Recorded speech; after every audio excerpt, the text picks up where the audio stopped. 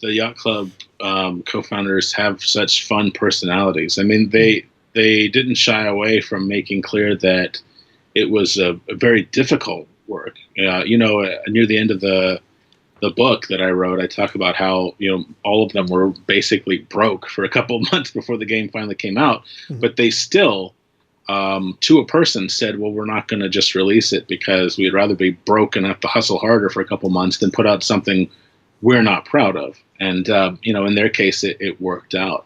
There's so many parallels. I mean, especially crunch.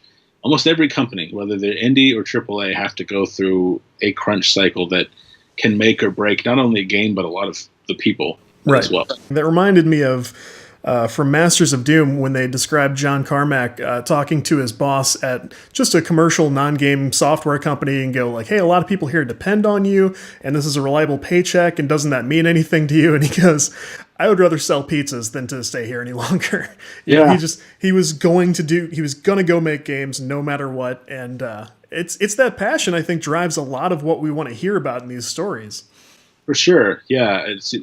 I think passion. I think you're exactly right. It really is kind of a guiding light. You don't want to talk to people who, unfortunately, games will never be a 9 to 5, because one of the details I talk about in Stay While and Listen To is the fact that the crunch. A lot of people burned out from it really hard. A lot of marriages failed.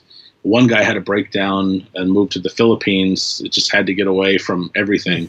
Wow. And but everyone was also honest in saying, without that crunch, we never would have put in a lot of the features that we kind of thought up in the middle of the night, like mercenaries. Diablo 2, you could hire mercenaries to fight with you. That was something added near the end where someone was like, "Hey, this would be cool," and someone just did it.